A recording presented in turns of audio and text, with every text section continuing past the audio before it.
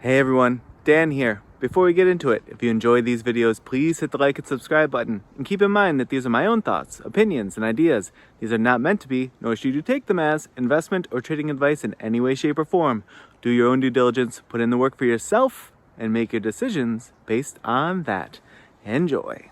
All right, folks, here we are on Thursday, April 18th. We're going to take a look at Netflix today. So with earnings coming up, I thought we would come and see where Netflix might hit some support or resistance, whether it booms or busts, or some levels that it might sort of pin itself to if it does move relatively sideways off of earnings. That said, you see the last earnings left this big gap down here, so we'll just start with that to point it out. Don't know that it will ever come to fill it. You see there's another one way down here. So there's a lot of gaps that Netflix has left in the past. And, I don't know if it'll come into play or not, but I just wanted to mention it. I don't see it as a super strong support or resistance level, but that's why I put it in different colors. Now, these levels that I have on the chart, this 617.31 is the nearest in level. And these levels are from predominantly way back here. So I drew all these in, I just scrolled left and I put all of these in this time frame. And look at all these gaps that we're talking about. And many of them are earnings gaps. So as I'm sure you may know, Netflix prone to big earnings reactions for a period of time now. But in any case, I just wanted to mention that even though there's a lot of interplay through these levels in recent price action, I went off of historical price action. I tend to see it as being a stronger level of support and resistance to take the historical information when it's there. Sometimes you just don't have it because the price is at a point that it hasn't been historically, but this is where I drew these levels from. So before I scroll in too close, because we're going to lose some levels, we do have this $700.99 level that was just taken from this top here. So I don't know that it will really play a strong resistance level if it gets up there. I just wanted to point it out. It's, there's not much to go off of up there. It's just sort of like a goalpost, if you will, to say like, hey, this is sort of the peak from this period of time. 689.97 is the sort of approach to 700, right? That one has a little bit more price action. And then the ones as we get down further into closer into where the price action is today, certainly have a decent amount of price action to go off of historically. So if it does tend to move upward off of the reaction from earnings, 642.11, and like I said, that nearest in one, 617.31. So that's cutting right through a bunch of the recent price actions. It's sort of been struggling to hang on to that, or it's been wrestling with it at least. I don't know if it's been struggling, but it's chosen that level to kind of dip below and rise above, and dip below and rise above. And so just put in this sort of what I call wrestling with the level. So we'll see if it sheds it to the upside or the downside based off of the reaction to earnings, or if it continues to move, sort of within range of that 617, meaning it can't quite reach the 642 and it doesn't dip sort of, further below 600 here, more toward that 580. And if that's the case, then, we might see it continue to wrestle with this 617 area for quite some time. So those are the levels to the upside as I see them.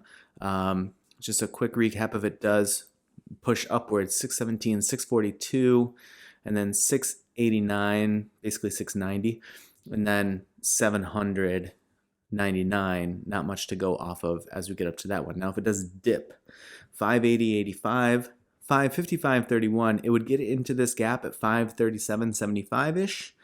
And I don't know that will provide any support. Sometimes it does. Obviously, I didn't put it in there from historical price action, and so I don't know that it will mean much of anything other than, if there was a lot of people who bought in around this range, maybe it will sort of trigger, them to dollar cost average or something like that, but we'll see. But the support level that I do see in the gap from the historical price action is 521.95 and this 504.14.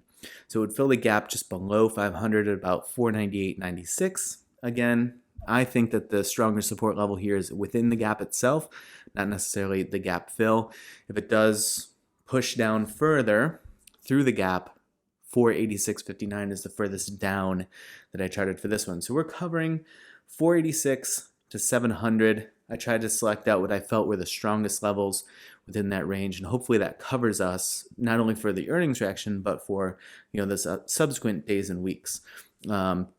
This range of price isn't meant to say that just based off of earnings is going to jump up to 700 or it's going to pull down to 486. It's, I plotted that course because if it starts to move in a direction and that continues on for days or weeks based off of the earnings reaction and the momentum, I wanted to have that ground sort of covered. Now in the think or swim side of things, you see the really strong run up here, really most recently from about 340s, 350 up to that 639. It is of interest. It is triggering and firing heading into earnings. You see back here when it was 480s or so, it was mid-range of the channel and it was, relatively brief trigger and then a lengthy fire, but that fire pushed it up out of the channel immediately and then it rode the green wave cloud. So it had a lot of bullish momentum to exhaust.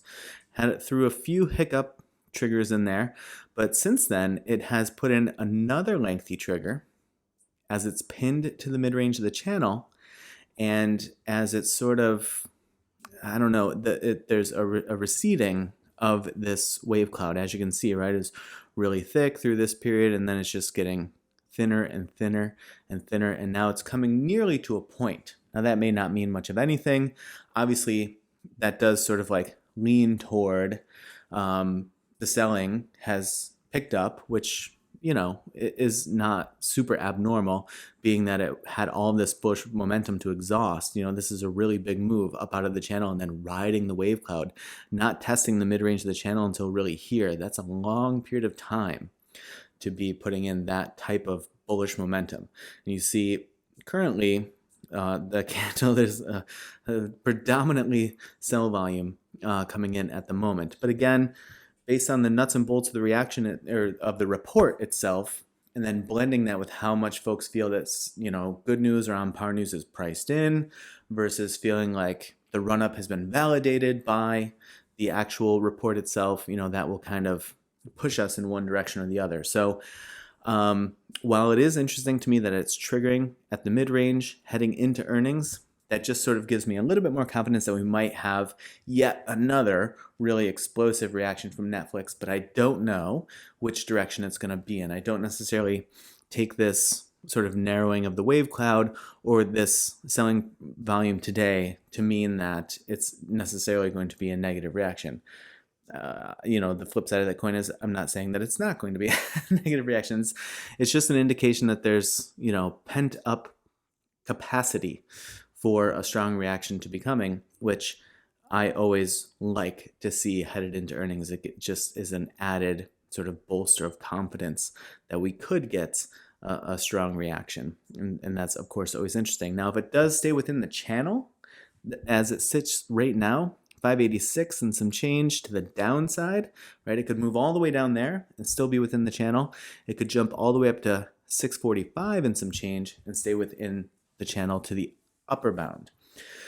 So we'll see how it plays out, but you do see on the histogram here, obviously, again, a lengthy drawdown in the bullish momentum on the histogram.